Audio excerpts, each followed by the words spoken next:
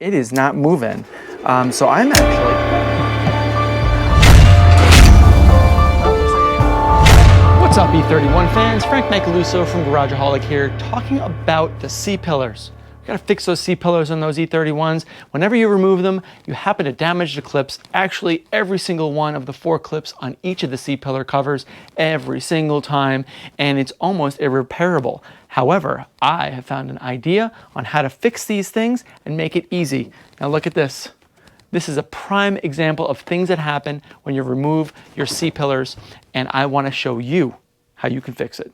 Take a look. Here we have a C-pillar done in gray from an E31 850i, and as you can see here, there is a pretty bad crack, and it's completely removed from the rest of the C-pillar, only being held in by the headliner, which we are going to be redoing. But before we do that, we need to fix this plastic, and I know that these things can be quite expensive. As you can see, they're probably about 170 to 180 bucks, and they're going up. Prices are going up on all these parts, so I want to show you how you can fix these yourself, especially every time you take these on and off from the actual C-pillar. You remove and break the 1, 2, 3, and 4 clips that are on here. They basically hold on and remain inside of the clip on the chassis, and you break them off. So without that, if you don't fix this, it's just going to wobble around on the C-pillar, and it's not going to be good for anyone. So what we're going to do today is we're going to remove the headliner, the material. We're going to be replacing and fixing this, and we are going to be fixing all of these clips as they are. What you see before you is called a plastic hot stapler welder, okay? And there's kits come from Amazon, description down below in the video. And you'll see here that there are tons of different types of staples and different thicknesses and different shapes that you can put on the end of this gun.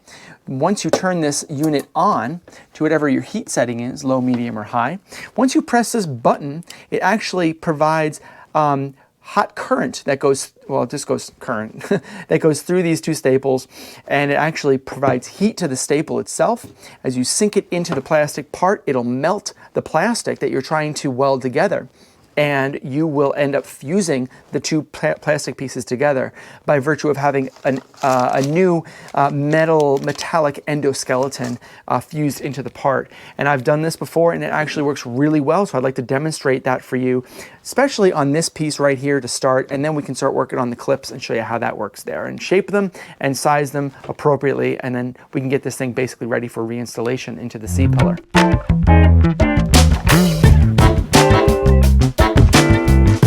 Alright, so let me demonstrate one of these here. This is just a regular wave staple, okay?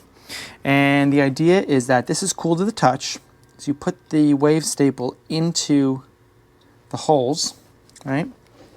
And when you press this button, you're actually activating and closing the circuit, allowing this to get super hot, and it gets almost red hot. I have this currently on a medium setting right now, and I think that's just enough to get through this thickness of piece of plastic. So what I'm going to do is I'm just going to hold it in the place where it belongs because it fits like a puzzle piece, right? So I'm going to get it fitting exactly where I want this. I put this right here, right on the edge of the interface between the 2 pieces, just like that. Hold it in place, push, push down a little bit, let it go, hold, hold, hold, hold, and then pull it out.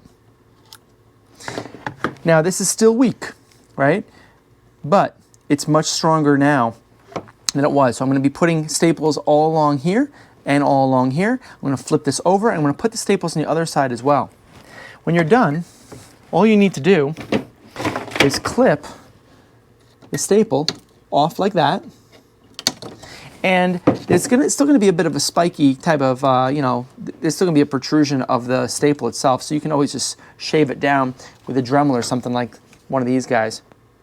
So let me just do a time lapse and finish this all up, and we'll move on to the next thing and show you and demonstrate how strong this actually really is.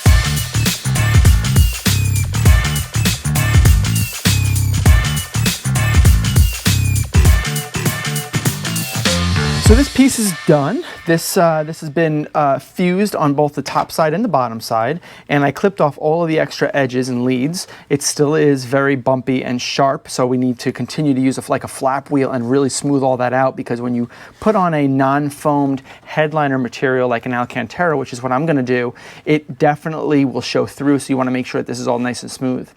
And actually, you know, if I move this, I mean, I'm putting a good amount of force on this, twisting and moving up and down and flexing it and cantilevering it, and it is not really moving at all. You can see the little, you know, the striations from the wave staples in there, and if I move it around, you know, kind of bend it, it is not moving.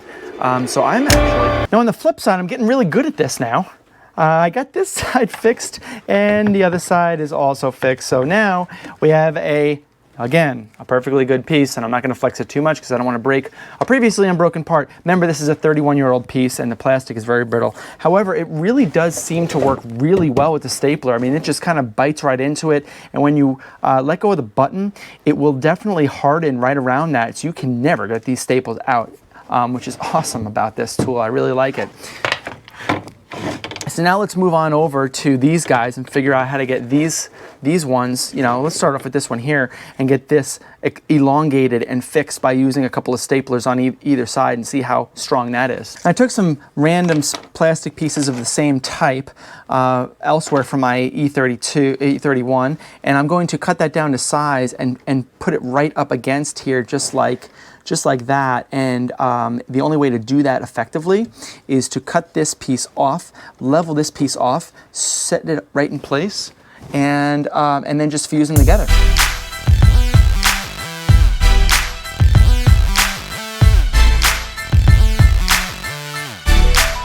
Taking a look at that first one, I put a staple on the back side and a staple on the front, and you know, I mean,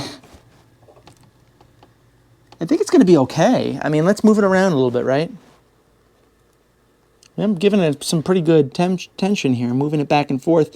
I don't hear any kind of cracking or anything going on here. It seems like it's holding pretty good. You can hear that. I'm going to do the same thing to the other four and see how it all turns out at the end and see if this thing might be worthy of getting reupholstered and thrown into my S85. So this is the final product, guys. All four of those tabs are done. They are oversized. They'll be trimmed down to fit through trial and error, because I don't know exactly how deep or how long or how thin they should be, but they are strong. They're in there and they aren't going anywhere. And then, you know, obviously when you're done, you kind of just use a flat wheel and lightly graze over the outside you know, portion of the pillar where you're going to be making contact with the Alcantara. You don't want to see those bumps through the fabric. And other than that, you're basically done. So this is ready to go and ready to upholster. So there you have it, guys. A very, very cheap and inexpensive way to save yourself hundreds of dollars on new E31 parts that are going and getting more and more expensive every single day. Plastic welders can be very, very handy for fixing a number of things, not just plastic bumpers. My name is Frank Macaluso from Garageaholic, building my E31 850i with an S85. Tune in this spring to see this thing fire up and drive around town. Take it easy, guys. Thanks for watching.